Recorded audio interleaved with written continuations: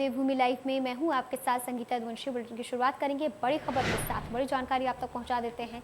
ऐसे में मुख्यमंत्री पुष्कर सिंह धामी का कार्यक्रम है। आम जनों से सीएम मुलाकात करेंगे, उनकी समस्याओं को सुनेंगे। तो वहीं दोपहर 1 बजे की अगर बात की जाए तो फैकल्टी के शिलान्यास का कार्यक्रम भी है, जिसमें वो शिरकत करने जा रहे हैं। तो वहीं रायपुर डिग्री कॉलेज में साइंस फैकल्टी का शिलान्यास करेंगे वो। 3 बजे Bharatiya Janata party IT cell के कार्यक्रम में भी वो शामिल होंगे।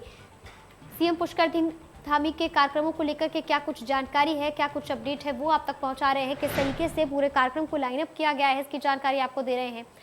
सीएम पुष्कर सिंह धामी का जनता दरबार होने जा रहा है। ऐसे में आज के दिन वो आम जनों से मुलाकात करेंगे, उनकी समस्याओं को सुनेंगे। तो वहीं अगर 1 बजे की बात की जाए तो 1 बजे फैकल्टी के शिलान्यास का कार्यक्रम है, जिसमें वो शिरकत करेंगे। साइंस फैकल्टी का शिलान्यास होने जा रहा है सीएम पुष्कर सिंह धामी द्वारा। तो वहीं इसके साथ ही रायपुर डिग्री कॉलेज में भी शिलान्यास का कार्यक्रम है, जिसमें वो शामिल होंगे।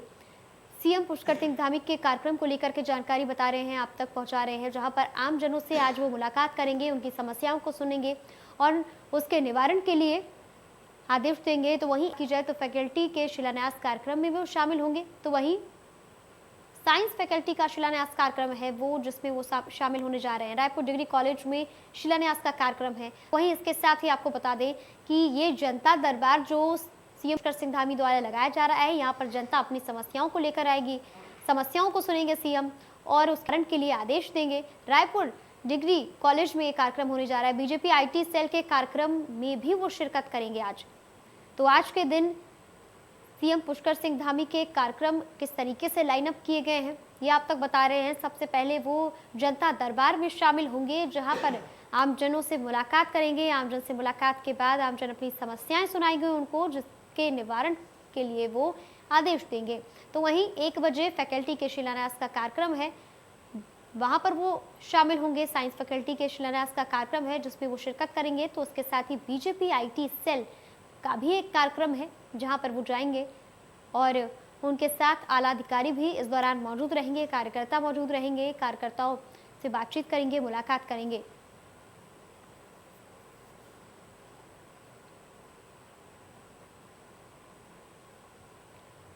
तो वहीं साइंस फैकल्टी का शिलान्यास कार्यक्रम आज 1 बजे है, जहां पर सीएम पुष्कर सिंह धामी पहुंचने वाले हैं, वो पहुंचेंगे। और इसके साथ ही डिग्री कॉलेज में भी शिलान्यास का कार्यक्रम है। इससे पहले वो आमजन की समस्याओं को सुनेंगे, एक जनता दरबार लगाएंगे, जहां जन सुनवाई होगी, सभी समस्याओं को सुना जाएगा सीएम पुष्कर सिंह धामी द्वारा। और उसके बाद उन समस्याओं को देखते हुए उनके उचित निराकरण को लेकर के बातचीत की जाएगी, निर्देश दिए जाएंगे आला अधिकारियों को।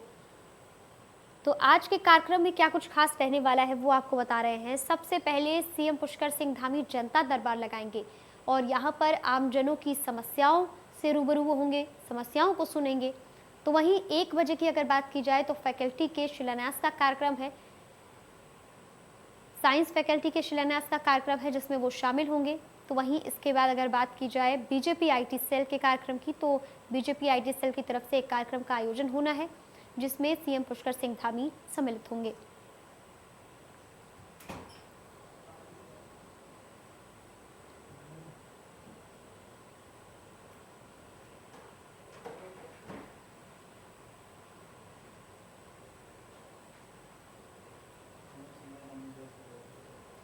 तो आज सीएम पुष्कर सिंह धामी के कार्यक्रमों में क्या कुछ खास रहने वाला है, किस तरीके से ये पूरे कार्यक्रम और ये आज का दिन लाइन अप किया गया है, ये आपको बता दें।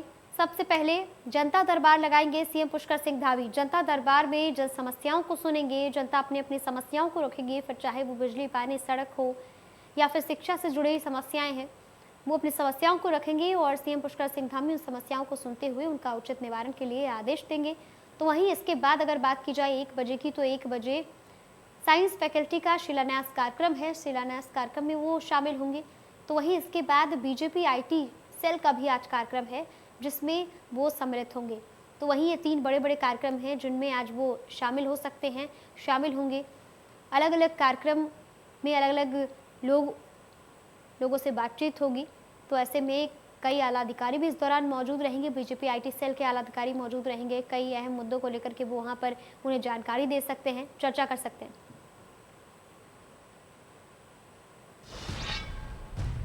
तो वहीं उत्तराखंड में बारिश को लेकर के अलर्ट जारी कर दिया गया है। मौसम विभाग ने चेतावनी दी है कि 8 सितंबर तक भारी बारिश हो सकती है। ऐसे में देहरादून, नैनीताल, पिथौरागढ़ में चेतावनी जारी कर दी है। मैदानी इलाकों में भी भारी बारिश की चेतावनी दी गई है।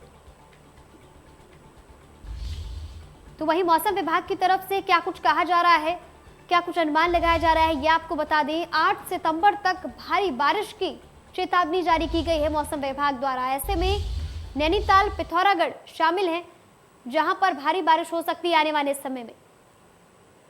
देखेंगे जो बारिश की एक्टिविटी है उसमें बढ़ोतरी होगी।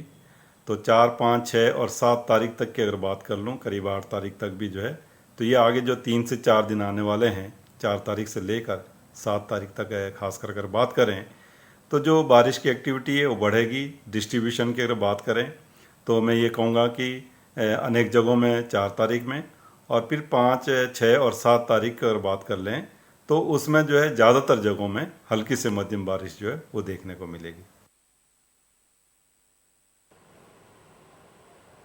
तो अब रुक कर लेते हैं एक और बड़ी और अहम जानकारी का। बड़ी खबर आप तक पहुंचा देते हैं। ये जानकारी सामने आ रही है हल्द्वानी से, जहां पर कांग्रेस की परिवर्तन यात्रा आज हल्द्वानी पहुंचेगी। ऐसे में बीजेपी सरकार की नाकामियों के लिए कांग्रेस की परिवर्तन यात्रा ये चलाई जा रही है। बड़ी संख्या में कांग्रेस कार्यकर्ता इस यात्रा में हिस्सा ले रहे हैं।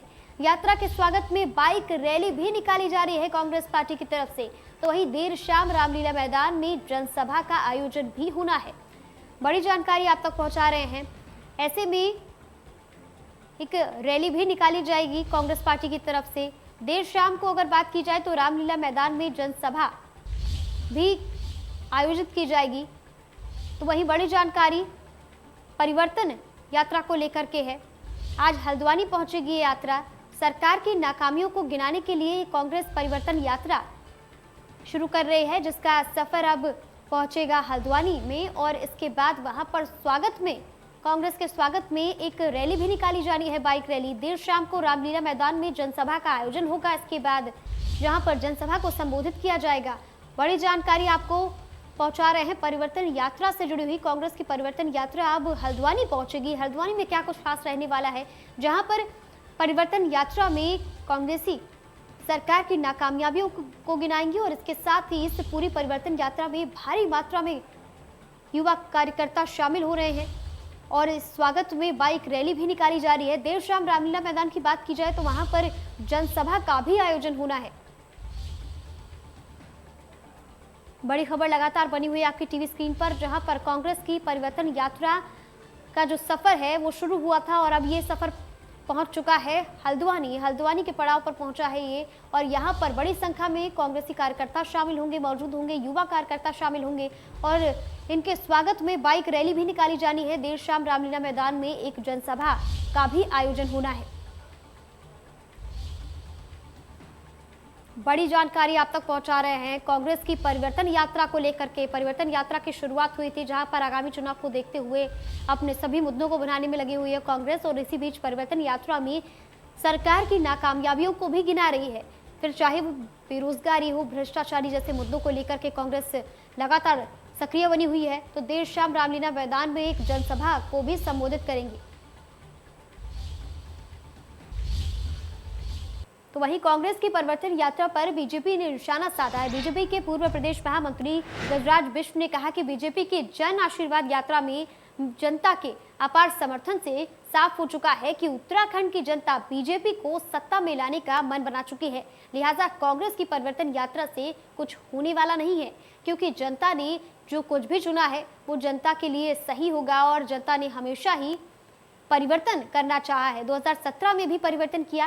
बीजेपी नेता गजराज बिष्ट ने कहा कि कांग्रेस की परिवर्तन रैली से कांग्रेस को एक ही फायदा है कि 2017 के विधानसभा चुनाव में कांग्रेस की जो 11 सीट आई थी वो और गिरकर 5 या 3 सीट रह जाएगी, और बीजेपी 60-65 सीट लेकर के 2022 में फतह करेगी।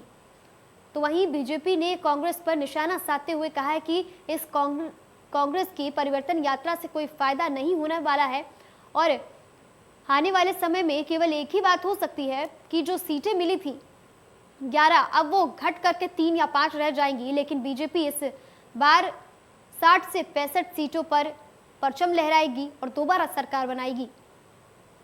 तो वहीं कांग्रेस की परिवर्तन यात्रा को लेकर के बीजेपी की तरफ से निशाना साधते हुए कहा गया है कि इस परिवर्तन यात्रा से कोई लाभ नहीं होने वाला है। जनता जानती है कि उसके हित में क्या है और जनता ने बीजेपी को चुना था, आगे आने वाले समय में भी वो बीजेपी को ही चुनेगी। ऐसे में परिवर्तन यात्रा पर तेज प्रहार करते हुए कटाक्ष किया गया है, जहां पर बीजेपी की तरफ से कहा गया है कि इस बार भी 60-65 से ज्यादा सीटों पर बीजेपी का दबदबा बनेगा और सरकार भी बनेगी। हाँ, निश्चित रूप से मैं समझता हूँ कि हरीश रावत की जो आज परिवर्तन यात्रा निकली है और जन आशीर्वाद यात्रा माननीय अजय भट्ट जी की इस उनके नेतृत्व में इस जिले के अंदर निकली थी, दोनों का अगर आप आंकलन करेंगे उधम सिंह और नैनीताल का, वो जनता ने भी साफ साफ स्पष्ट रूप से बता दिया है कि जन आशीर्वाद यात्रा निश्चित रूप से जनता भारतीय जनता पार्टी को, आदरणीय मोदी जी को, आदरणीय पुष्कर सिंह धामी जी को दोबारा से आशीर्वाद देने के मूड में है। और जो परिवर्तन करना था इस प्रदेश की जनता ने वो पहले कर दिया। हरीश रावत की आज जो परिवर्तन यात्रा निकली है उससे स्पष्ट हो भी गया है कि निश्चित रूप से परिवर्तन यात्रा उनकी फेल हो गई। क्या फायदा होने वाला है कांग्रेस को इस यात्रा से? इस यात्रा से कांग्रेस को एक ही फायदा होने वाला है कि उनकी जो 11 सीटें थीं वो सीटें निश्चित रूप से घटने वाली हैं। हो सकता है कि वो 11 से वो 5 में आ जाएँ, 3 में आ जाएँ। और क्योंकि हमारे राष्ट्रीय अध्यक्ष ने जो हमको आह्वान किया है हमारा कि हम 60+ में जाएंगे, तो निश्चित रूप से हम 60 और 65 के बीच में सीटें लाएंगे। तो निश्चित रूप से जो 11 सीटें कांग्रेस ले गई थी उनमें भी वो। तो अब खबरों में आगे बढ़ते हैं और ऐसे में बाजपुर सीओ वंदना वर्मा ने अवैध खनन की सूचना मिलने पर कार्रवाई करते हुए 6 ट्रैक्टर ट्रॉलियों को पकड़ लिया है। पुलिस को आता देख वाहन चालक मौके से फरार हो गया, लेकिन पुलिस ने पकड़े गए वाहनों को सीज कर दिया है। तो वहीं पुलिस की कार्रवाई से खनन माफियाओं में हड़कंप मच गया है। बता दें कि बाजपुर के बन्नाखेड़ा चौकी क्षेत्र से गुजरने वाली कोसी नदी में सरकार द्वारा खनन पर रोक लगाए जाने के बाद भी अवैध खनन का काला कारोबार जमकर फल फूल रहा है, जिस पर रोक लगाने के लिए पुलिस प्रशासन नाकामयाब साबित होती दिखाई दे रही है। तो वहीं सूचना मिलते ही सीओ वंदना वर्मा ने पुलिस टीम के साथ ग्राम जोगीपुरा में छापेमारी की, जहां पुलिस को देखते ही खनन माफिया मौके से फरार हो गए। पुलिस ने मौके से अवैध खनन में लिप्त 6 वाहनों को पकड़कर सीज कर दिया है।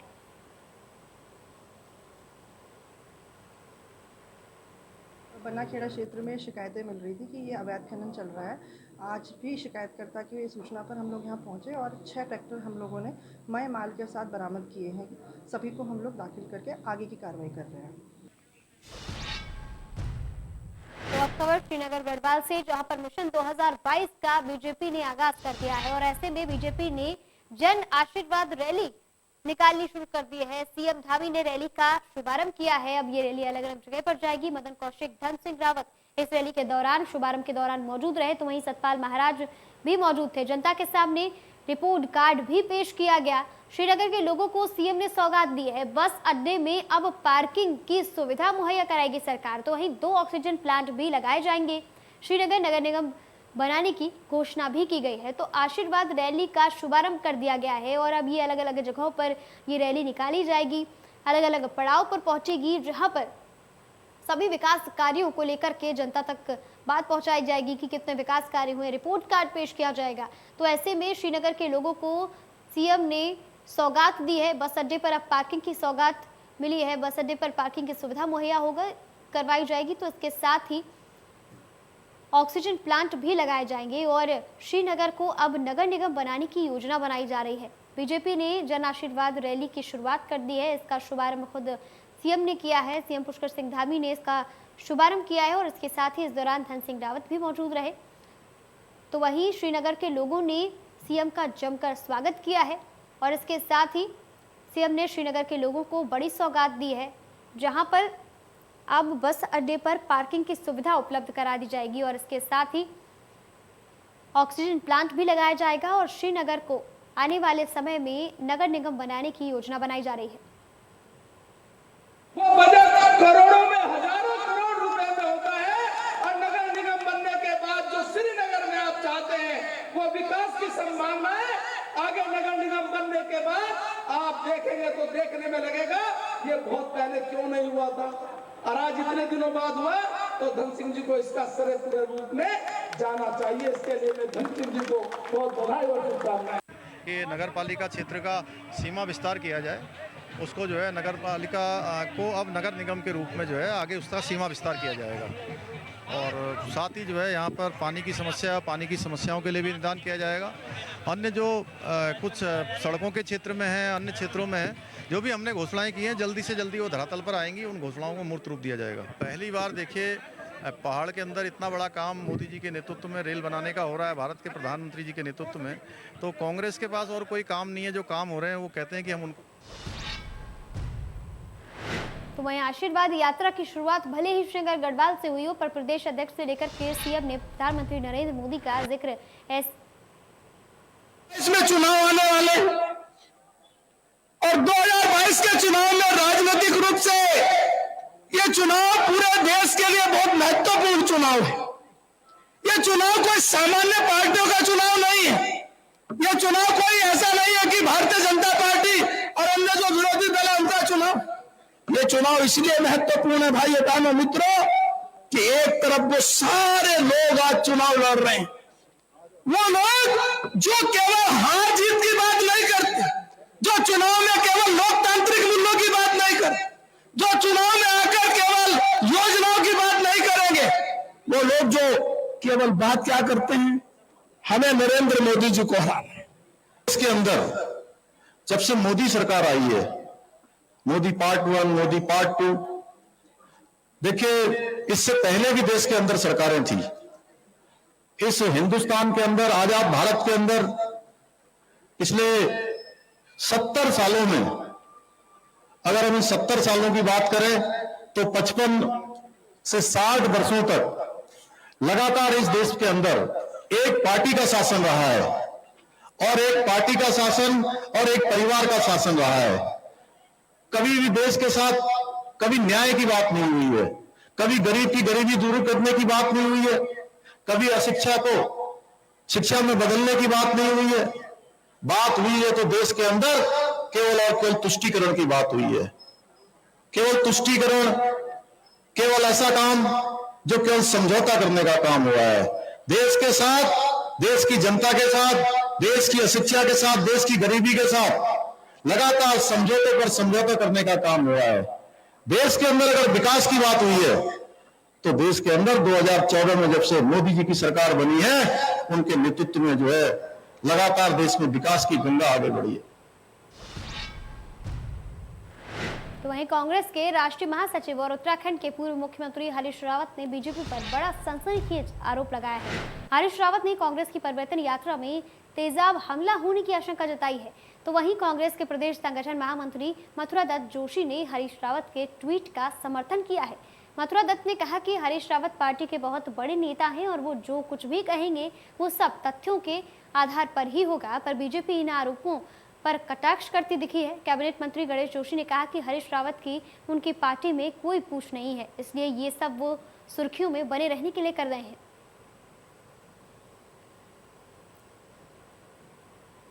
हरीश रावत जी जब से अप्रासंगिक हुए हैं, कांग्रेस के अंदर ही उनकी कोई वक्त नहीं है, तो सुर्खियों में आने के लिए, चर्चाओं में आने के लिए अक्सर इस प्रकार की हरकतें करते हैं। कभी पकौड़े तलते हैं। हमला होने की आपको संभावना है तो आप डीजीपी को बोलिए, हमारी सरकार सुरक्षा देगी। एक बात मैं बिल्कुल स्पष्ट कर दूं कि हरीश रावत जी ने जो फेसबुक में पोस्ट डाली है वो उसका सियासी सबूके से कोई लेना देना नहीं है। वो न सियासी सबूका है, न लोकप्रियता, सस्ती लोकप्रियता हासिल करने के लिए डाला है। और ये पुख्ता बात है, कांग्रेस पार्टी में इसके सबूत हैं और इसके पुख्ता सबूत हैं, और हम दावे के साथ कहते हैं कि भारतीय जनता पार्टी के स्तर से ये हमारा आरोप है, ये षड्यंत्र। तो फिलहाल देवभूमि लाइव में इतना ही, लेकिन प्रदेश से जुड़ी तमाम बड़ी खबरों के लिए बने रहिए हमारे साथ। देखते रहिए इंडिया न्यूज़ उत्तर प्रदेश उत्तराखंड।